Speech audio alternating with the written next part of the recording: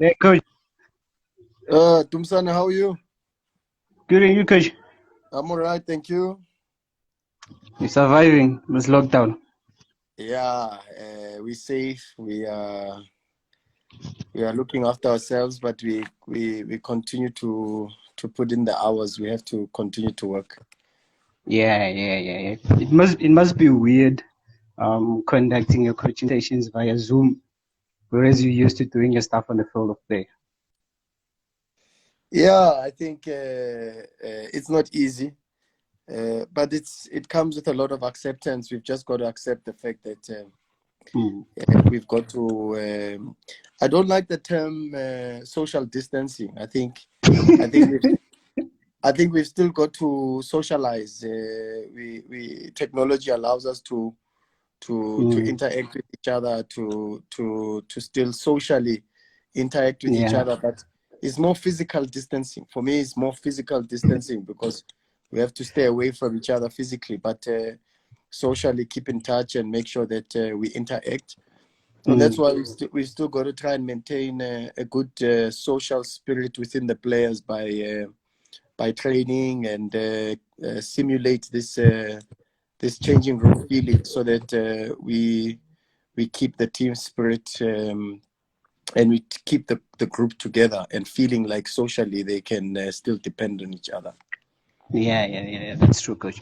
And also from my side and the guys, we just want to thank you for taking time to be with us and have this conversation. And I know you've been very scarce lately on social media, but it's good to have you back.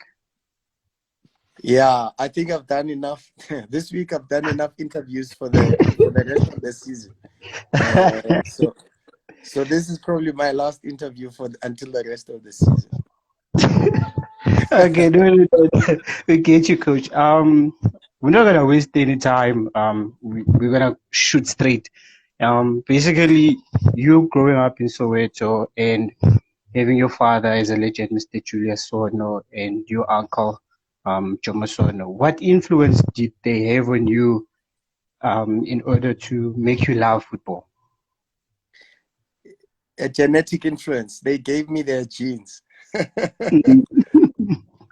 No, they Yeah. gave well. They gave me their genes. I think. I think the love for the game is hereditary, in the sense Mm, that it's passed on from generation to generation. If you look at from their father, which is my grandfather, Oscar Sono, and to them, and then from them to their kids. I mean, I think even if you look at Braje and Bamuza, Matsi, these are people that have some form of passion for the game, and it's a generational thing, and it's a hereditary in the sense that we grew up in a football environment, and the love for the game comes from the involvement of our parents in the game, and we grew up not knowing anything else except football. So for me, I think it is that, and that plays a big influence because yeah, without them for sure, I am not involved in football for sure. yeah. And also, did you have like any ambitions of playing the game when you were growing up? Yeah, of course, I thought I was today's Lionel Messi of the past. I was in my mind, I always thought I was technically extremely gifted and Mm, the fastest player on the pitch. But yeah, okay, of course, the things didn't work out. I don't think I would have become as successful, maybe even half as successful as I would have wanted to be. I was mm. half decent. I wasn't too bad. I played center back, I played right back, I played defensive midfield, but I wasn't too bad. I think I had a little bit of the qualities that I needed to. Dove Edmilson says, Makes you thanks, have the Dove. tactics. I'm humbled, Dove. Thank you so much.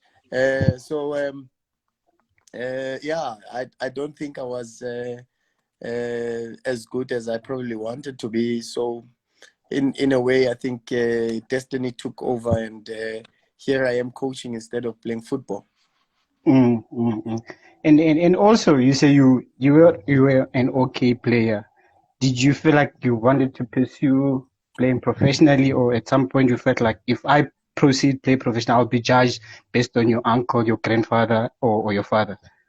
I never felt like I was in anyone's shadow. I Mm, still don't think I don't feel that. I don't have any um, stress or pressure on the past. In fact, I'm humbled that I can call them family. I can call them my grandfather. I can call them my uncle. I can call them my father. And what they have done is um, they really have helped me to be who I am today, because their success has stimulated me to become who I am and to work even harder. mm, So in that moment, yeah, of course, whether it is with playing or whether it is with coaching, I think they played a big role, and not in the pressure sense, but in the sense of marinating me in their greatness, because without their greatness, without their success that they've had, of course, then mm. the bar is not set as high as it has been set, and because it's been set so high, the standard and the desire is even higher. Yeah, we have a question from Chamaya Tenya. He says, "Intelligent coach, what is your best formation?" I don't believe in formations. I honestly, I don't believe in. No, when it comes to football, I like to give proper answers, because I think it's Mm, important that we educate in the sense. So I don't believe in formations. I think football is so chaotic. Modern football is so chaotic, so fast, and so fluid, that you move from a 4-4-2 to a 4-4-1-1 in a matter of a couple of seconds, or a 3-5-2 into a 5-3-2 in the meters, and then it's very difficult to speak about systems and formations. So I'm one coach that I hardly speak to players about formations. I speak mm, about organizational forms. I speak about organizational schemes in possession, without possession, and of course those have certain principles and sub principles. But okay. in terms of formations, I just feel that formations are just a way of how do we orientate ourselves when the match starts, whether at kickoff or a goal has been scored or conceded.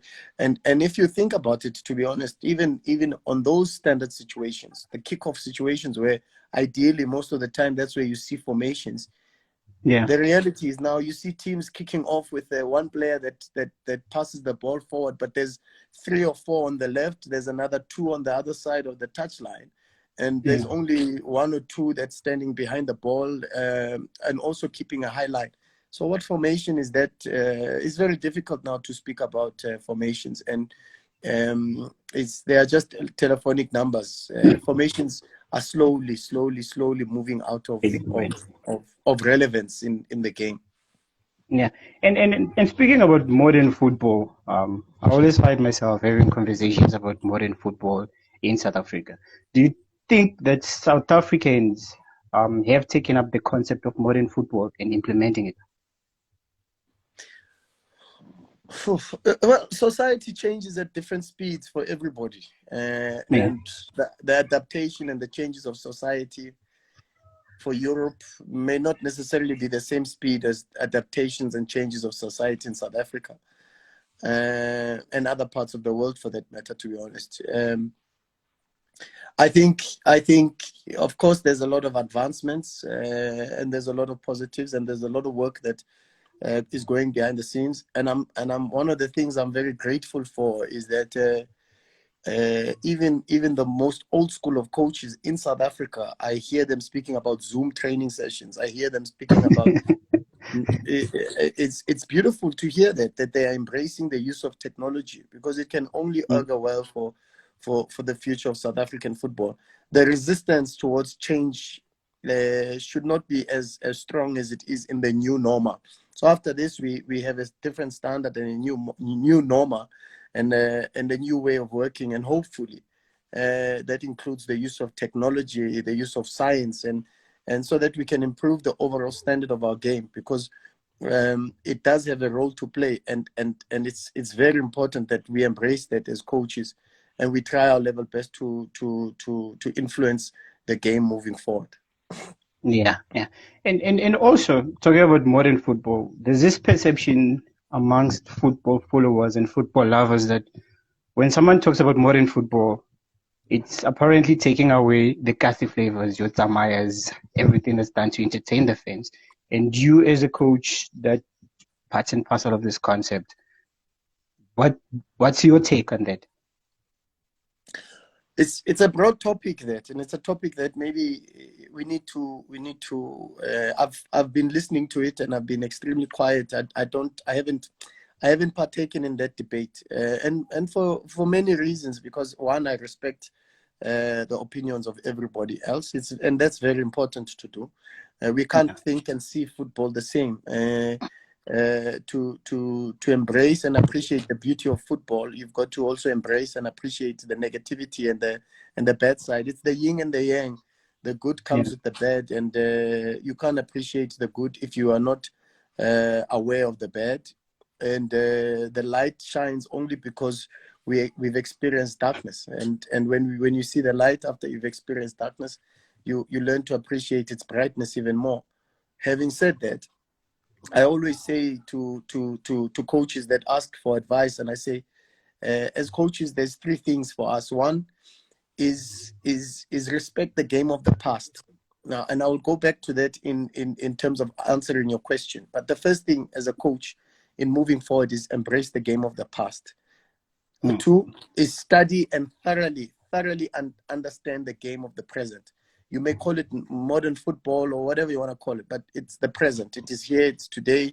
It's what is the game about today. So study and thoroughly understand the game of the present. And then anticipate the game of the future. So try to come up with things that haven't been done before. And the best way, or the best time to do it, is now during this lockdown, where the whole world is on lockdown. The whole world is on standstill. Every single coach is thinking about ways to move forward. No one's got an advantage. No one has moved ahead of anybody else. Everybody's at the same point.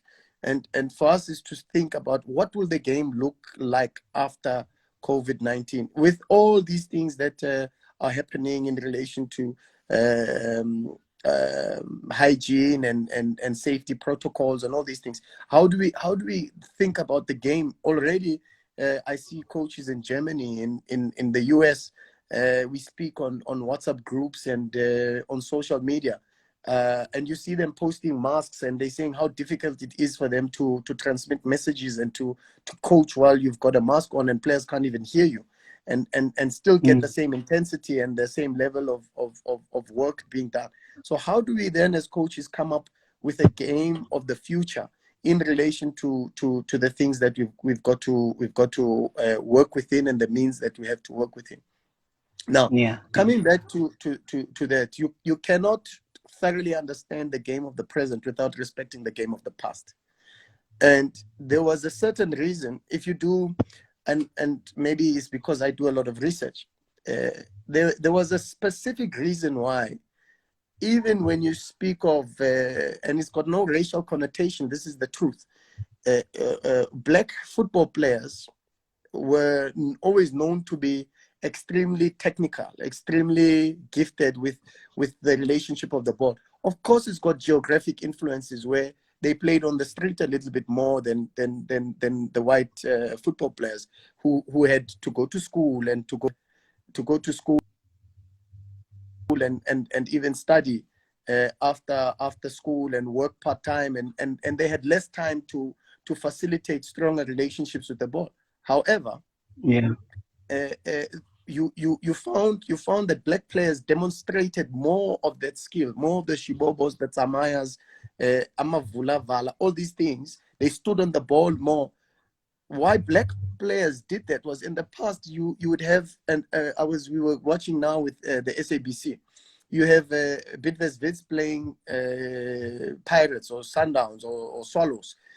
You have Wits predominantly 90% or 99% white players, and Swallows and the teams from the township 99% had black players. you would have one or two. Of course, as times went on and having social or interracial interaction becoming a little bit more of a norm, you would then have blacks playing with whites against blacks playing with whites. But generally, it was blacks against whites. And if you go into society, society was blacks versus whites. And if a black person stood up to a white person, a black person would then be put into jail. So when you speak to the players that played in the yesteryear, and you speak to Braje, for an example, you understand their thinking. The football field was the only time they could repay the insults, the humiliation, without being arrested. Without being arrested. So it was their moment to asha umlungu ngevala and then not and not be committing a crime. It was this moment of afaka umlungu ngeshibobo bamhleke lapha, and it would not be a crime, because if you did that outside the field of play back then, you would be arrested. You would be committing a crime. Ridiculing and making fun of a white person in the past was a crime. But that was their way of getting one over the white people. It's got a deeper connotation to just expressing yourself and playing and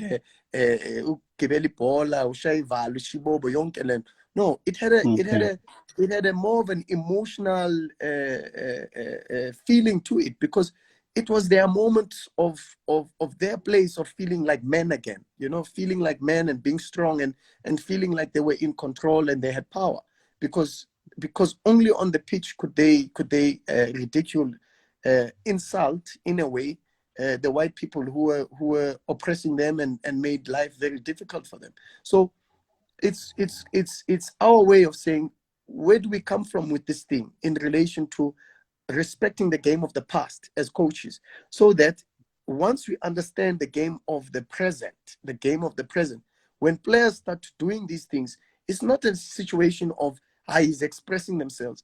There's a deeper lying meaning inside of him, where he wants to say, I'm feeling oppressed. I want to get out of this feeling and have some freedom. So is deeper, but it needs a little bit more time for me to explain it. But I hope in the last couple of minutes I was able to explain it in my thinking, my own.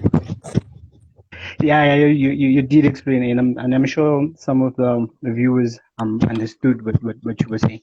And there's a question from Sbusi. So he says, did you see yourself as a professional coach during your days at Fulham and Triple S? I think that's so. Yes.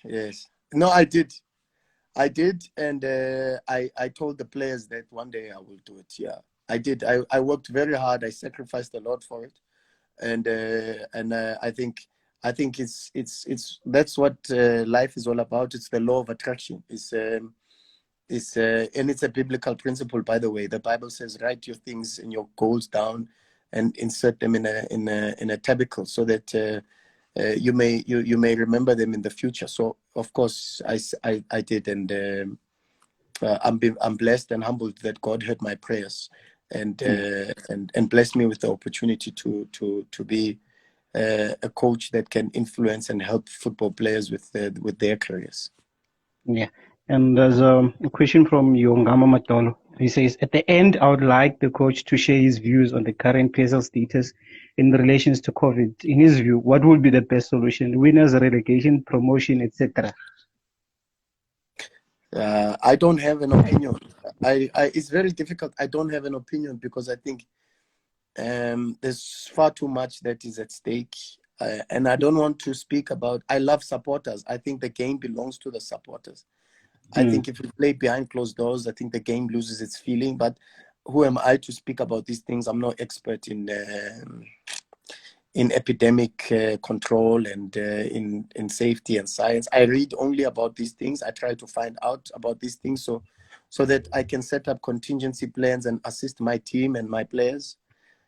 But if anything was to happen, so we've got like a contingency plan 1, plan 2, plan 3, so that we know in relation to whatever decision is made by the authorities, we can respect and understand that we are being led by people that have more insight, more experience, and more knowledge about the situation, and hopefully they can direct us into the right space.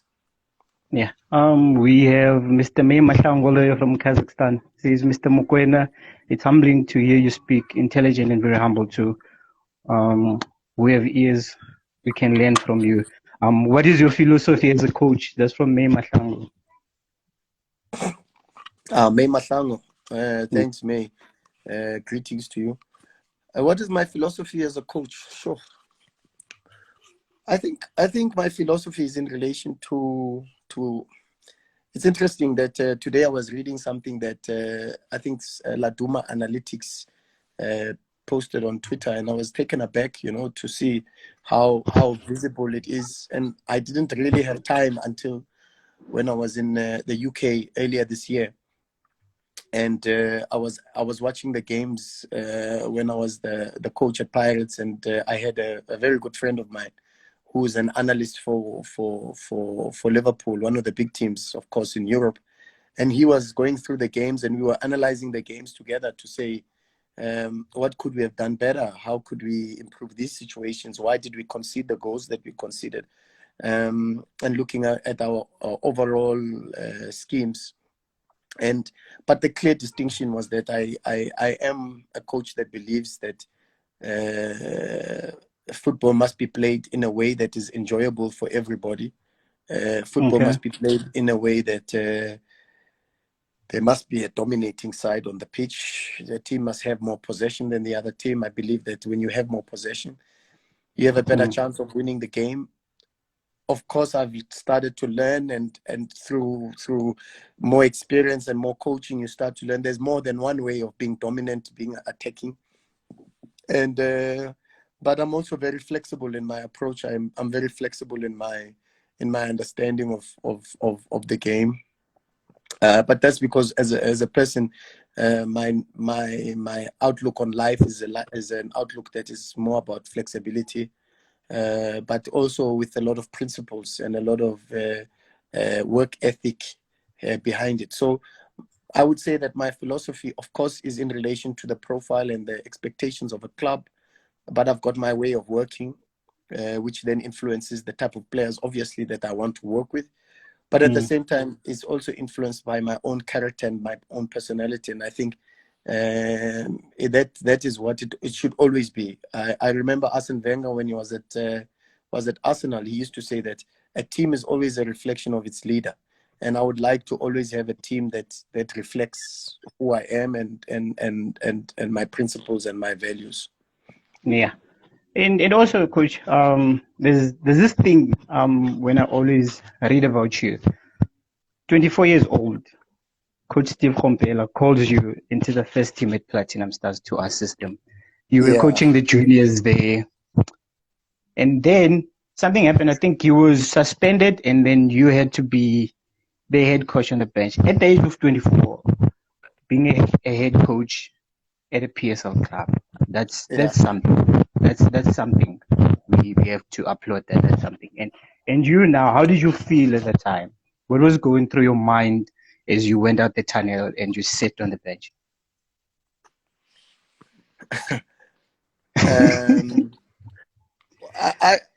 How did I feel? I don't know how I felt. I think it wasn't through my talent, my abilities. I think it was God's grace. It's moments like that sometimes when you look back and you say there is a God, and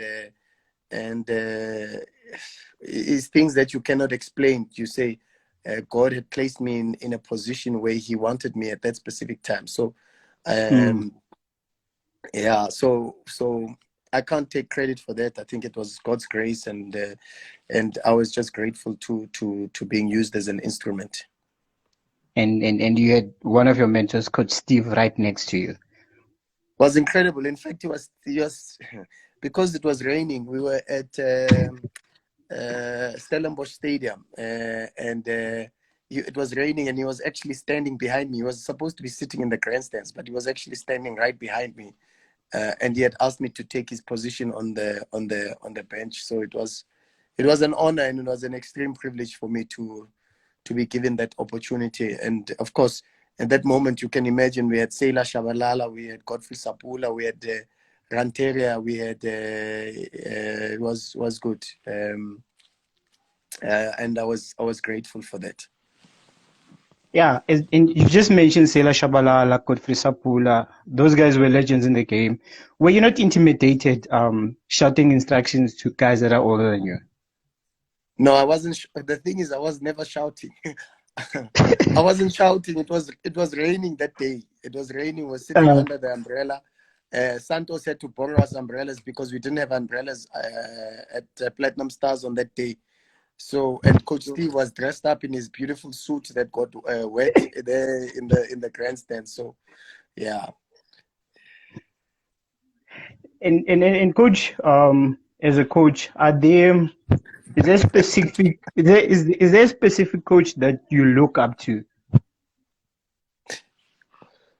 Yeah, I think, of course, I think at this moment I've looked up to Mourinho for a very long time. I think Mourinho was a trailblazer and was one of the people that made us aspire to become coaches because he was young and he didn't play football, etc., etc. So it is what it is, and he was always a huge influence on my career. At the moment, I'm a big fan of Pep Guardiola. I'm into that space, and I follow his methodologies and the way he works. Sidwell wants attention here. I don't know if you can give him attention, Sidwell. And I'm trying to not to go there, but then what Rhulani, when are you gonna apologize to Solinas? You were disrespectful towards them. It's okay to go there because it's okay to go there, and we shouldn't mute him. I think it's important that people first I think first I think people must respect the profession. I don't know where he works and his way of working, and I think it's in any space or any profession, people must be respected. When I say respected, I mean when we, for instance, with Solinas, I never spoke about Solinas in a bad way. I was asked whether or not, I can respond to Sidwell. I was asked whether or not do I think Kaizer Chiefs are better under Solinas or before, as they were before Steve Komphela, and that was my answer. I felt that Chiefs missed Steve Komphela and finished. How people interpret what I say is up to them. I cannot change people's interpretation of comments.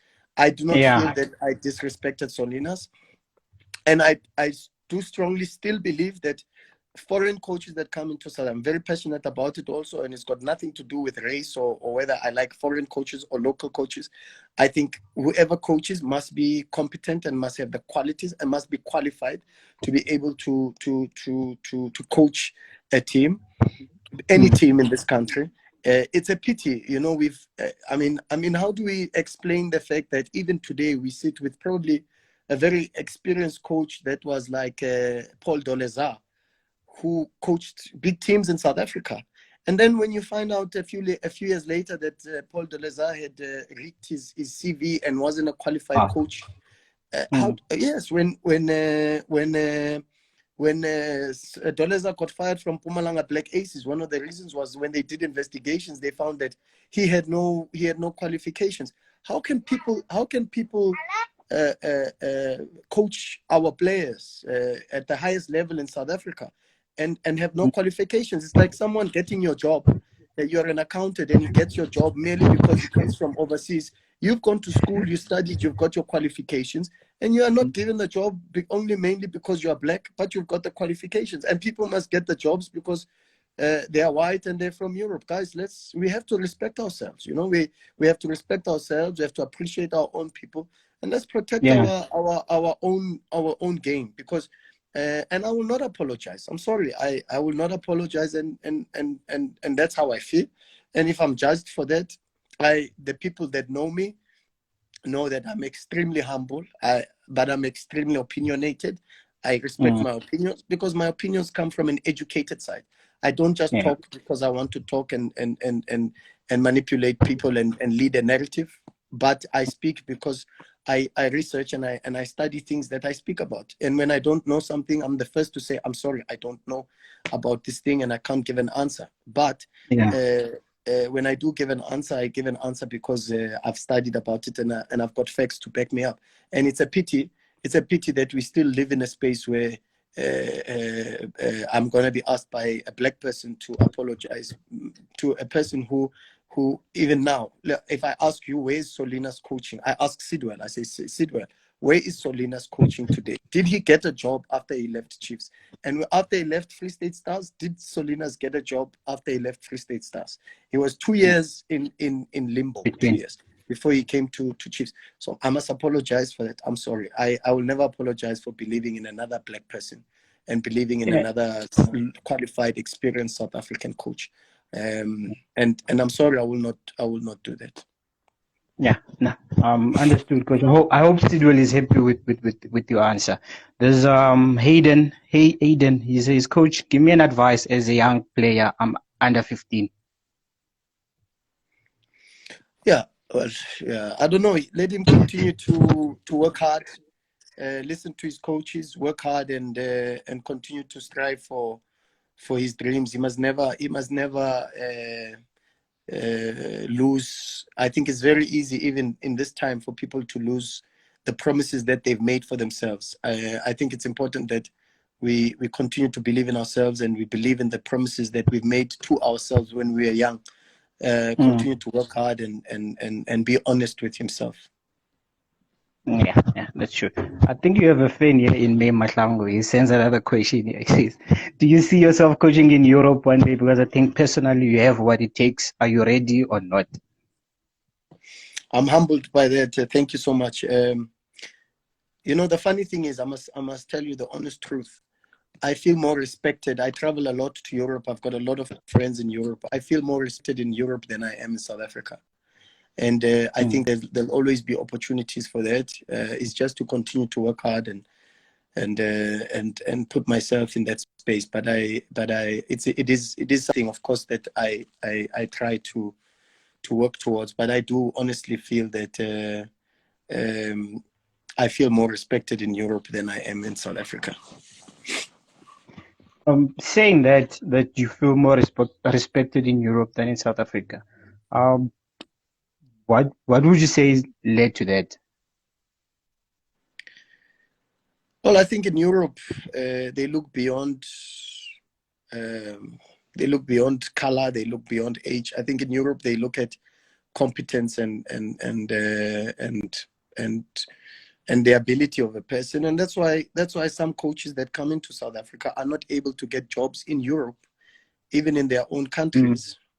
And they can get jobs in South Africa because in this country are judged more by the color of your skin than by competence and pedigree. So it is what it is, but I don't know what to say because I don't think I've judged people based on that. So I don't know how to answer your question. No, I hear you. And let's move on. After Platinum Stars, you went to Sundowns and you had the opportunity to work with Coach Pitso. You won trophies. Sundowns became a powerhouse. Let's talk about that period when you were at Sundowns. I'm sure you learned a lot from Coach Pitso and Coach Mangoba. Yeah, the best I can term it the best time of my coaching career. Okay, I don't know. Can you hear me, Coach? What's happening now?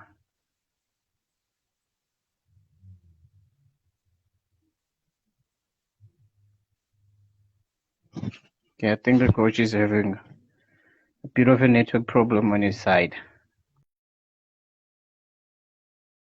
Let's reconnect now, please. Yeah.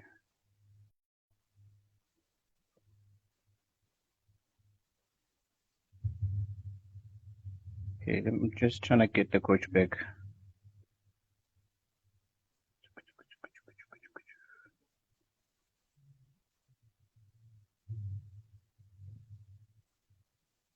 Yeah, the coach has lost his connectivity. No, Mr. Mali, it's not on my side, it's the coach's side. So just waiting for the coach to reconnect again. So yeah, it's not me, Mr. Mali. It's not me, Mr. Mali.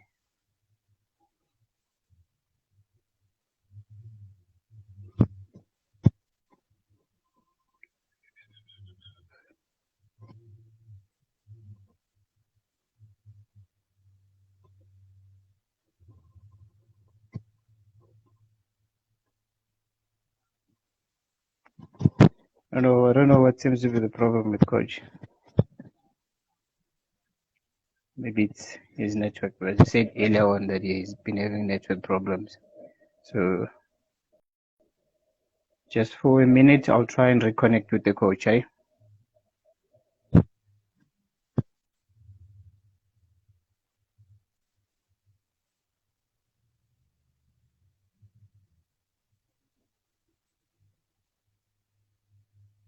Okay, the coach is back.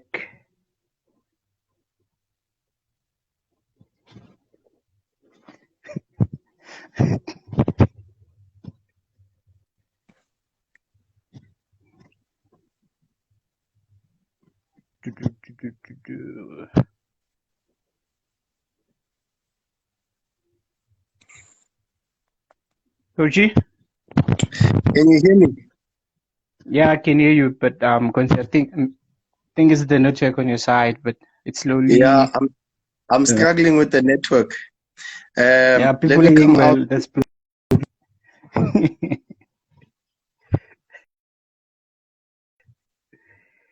Hey, Sidwa, please give us the network, Sidwa, my man. Don't sabotage.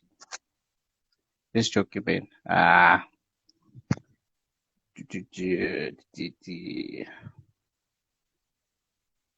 Mr. Mali, this guy.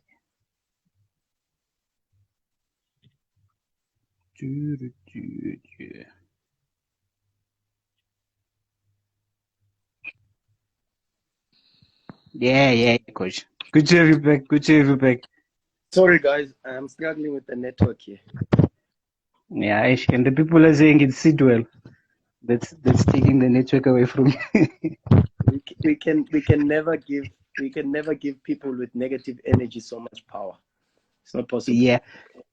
Mr. Mali says, Mkweshi, please buy data. Tell him I say that. Yeah, he's still sponsored by in a club that's still sponsored by Vodacom. So hopefully he can make a plan there. No, I'm sure you will make it plain. Yeah, coach, before we lost the connection, we are talking about you being at Sundowns, with Coach Pete or Coach Mangobo. Your Yeah. experience being at Sundowns. No, of course, big club, huge pedigree,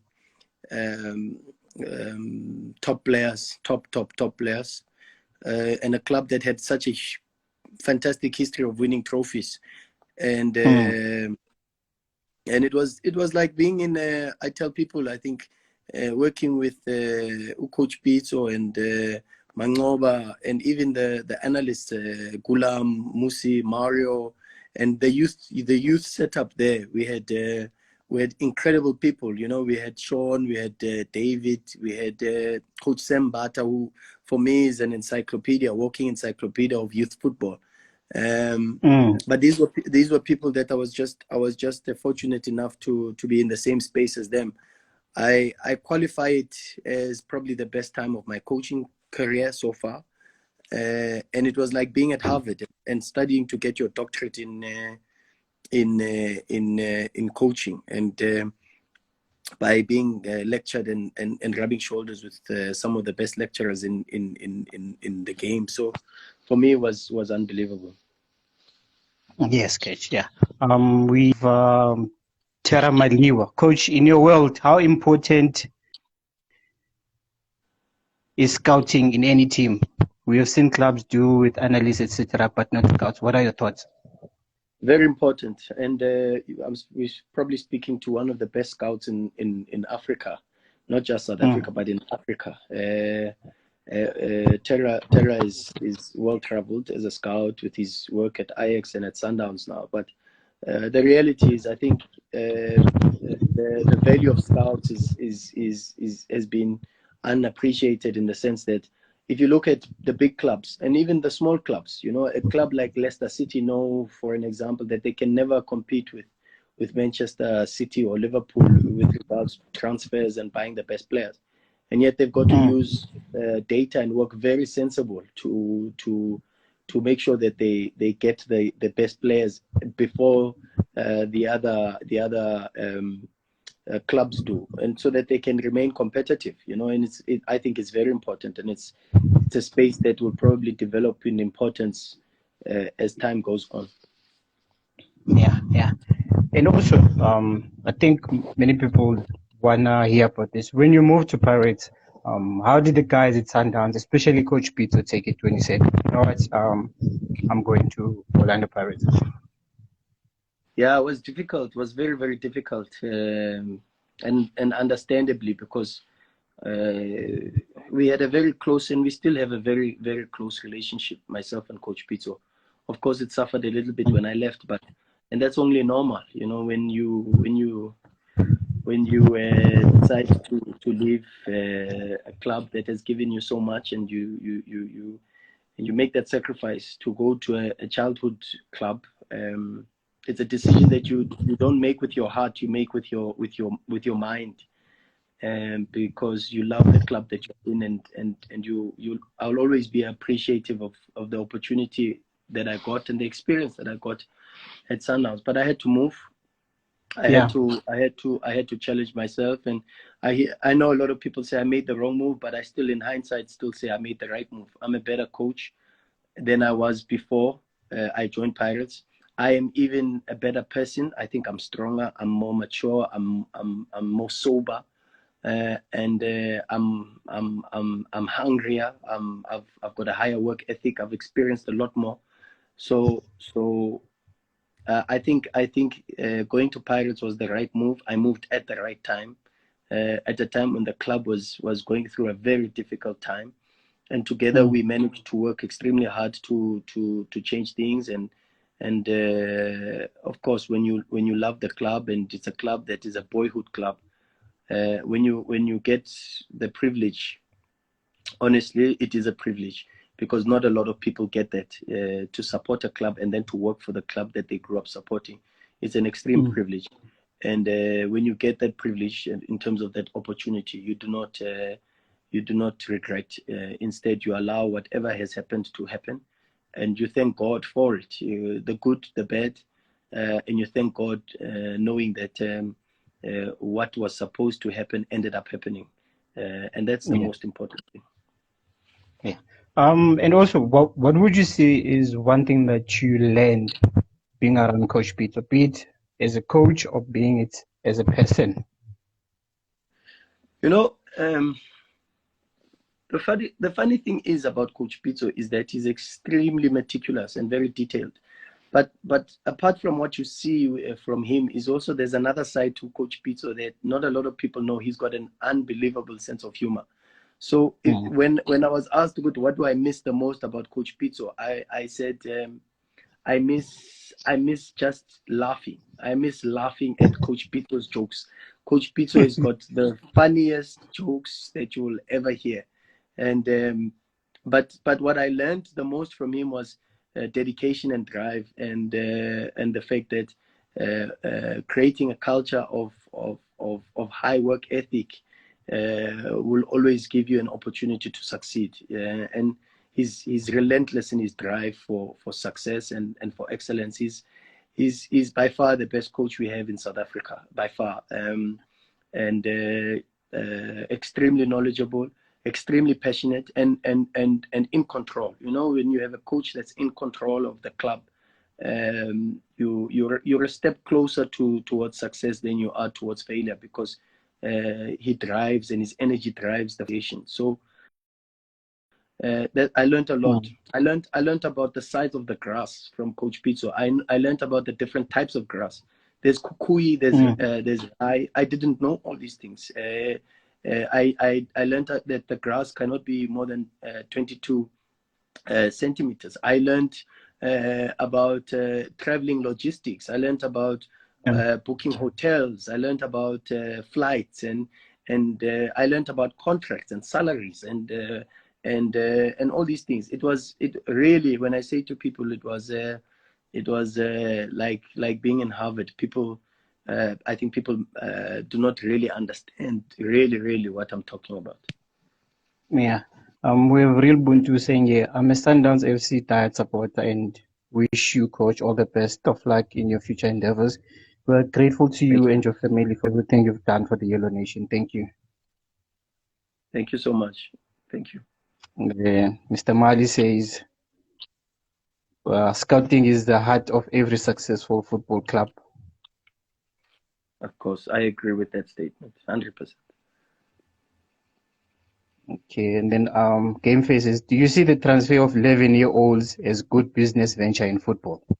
Okay. I don't know how that would be possible, because FIFA statutes are clearly against the transfer of minors. So I don't know how possible that would be. I don't know. I don't know the answer to that, because I don't think the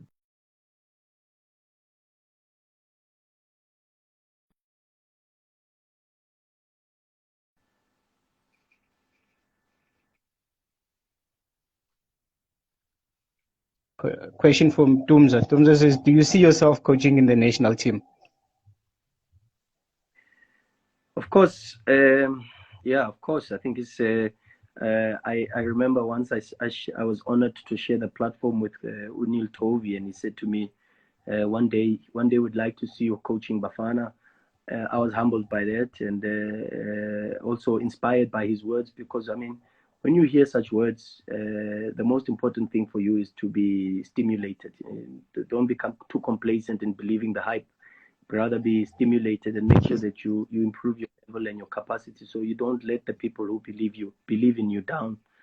And I was disappointed that when we had the opportunity to go to Bafana, when Stuart Baxter had asked me to come through as an assistant coach, I was disappointed that, of course, and I understood when the chairman said the timing wasn't right and everything, but I was really disappointed, because I thought, my goodness, here's an opportunity to also go and represent our people. So I turned it down, also because of I put Pirates first, and of course, always as a sign of the amount of passion and the respect that I have for the chairman and for the club, and for the supporters of the club, because I know what they feel. I know how how much they love the club and what they feel for the club, because I feel the same. I wear and particularly even as a kid, growing up in Orlando West, I know the feeling of being a Pirates fan in good and in bad times. So the disappointment that when and it's probably my biggest disappointment in my coaching career at the moment, was when Coach Stuart Baxter had asked me to come as an assistant coach to visit in that space, and when that opportunity didn't materialize, it was probably one of my biggest disappointments. But hopefully, and God willing, that opportunity is presented again, and to serve our people. Okay. Yongama Matolo says, with your current team playing more games in East London, do you think you'll be taking more games as a huge support base for Chippa United in East London? Well, I've played Chippa United when I was with Sundowns in East London. The support was unbelievable. The pitch was a little bit of a concern. We went there with Chippa United and played a couple of friendly games now. The pitch looks to be in a better condition, hopefully with very good maintenance and good work from the people that run the facility. Hopefully they can do that. I think it's got a very good feeling. The people love the game there. People fill up the stadium. They love the club, and the people are very close to the pitch. I think it gives me that Orlando Stadium feeling, because I think football, when the supporters are closer to the pitch, they transmit this energy onto the players, and it's incredible. So hopefully, I don't know, because there's also marketing and legalities that are in agreement between the club and the Nelson Mandela Bay. I don't know how that is, but of course we have to still respect that and try to find ways where we can balance giving our people more games. Yeah. There's a question from KP Mills. Seeing that you've been with Pirates and Sundowns, what's the huge difference between the two teams in terms of conditioning styles and the sports science and medical teams? It's a good question. I think Sundowns are driven more through football, and mainly because the reason for that is mainly because the program is more compacted than the Pirates program. So for Sundowns is more from a football perspective, with the periodization being led by KB, who's there with Coach Pitso and is a periodization expert. He leads it from more of a football directive, where the biggest priority for Sundowns is conditioning and sports science or physical conditioning program is more on regeneration, recovery, and freshness. Whereas at Pirates, it's an overall conditioning program that is led by Frank, and with more of an approach of addressing conditioning and energy systems that relate to how the team plays. So it's driven more from the physical side than the Sundowns one, which is driven more from the technical. Oh, okay. I hope KPML's question is answered. Coach, I think we've left like 2 minutes. There's just 5 questions I want to ask. It's quick, two questions. The proudest moment in your career? Winning the Champions League with Sundowns. Champions League. One thing that you regret? Excuse me? Pardon? One thing that you regret in your football career? Nothing. Nothing comes to mind at the moment. No. Okay. Best advice you've ever received? Oh, one thing I regret, not going to Bafana as an assistant to Stuart. Yes, I regret it. Okay. Best advice you've ever received? Observe but don't absorb. Okay. One thing that people don't know about you?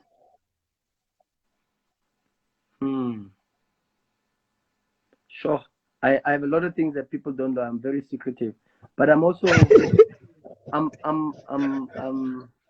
I've got a sense of humor. People think I'm very serious, but I've got a sense of humor, to be honest. I love laughter, and people don't know that I love laughter. Okay. Luvuyo asked, do you see yourself coaching Pirates again? With the grace of God, nothing is impossible. We've seen stranger things happening. Coach, I just want to thank you for your time. You took your time to have this conversation with me, and appreciate it. And I'm sure some people got answers to their questions. They got to mingle with the coach. I appreciate it, Coach, and thank you for your time. No, thanks for having me, and I really appreciated being here. Thanks for everybody that tuned in, for the love, for the support, but also for the hard questions. You know, we must appreciate the hard questions that came from what is it, Luvuyo? What was his name? Yeah, that guy. Yeah. So anyway, we appreciate the love. We appreciate the love because we accept the hate. You can't appreciate the love if you don't accept the hatred. So take the hatred, put it on the chin, use it as water on a duck's back, so that you appreciate all the people that love you and support you even more. You can't appreciate them if you don't accept the criticism and the hatred that comes from others.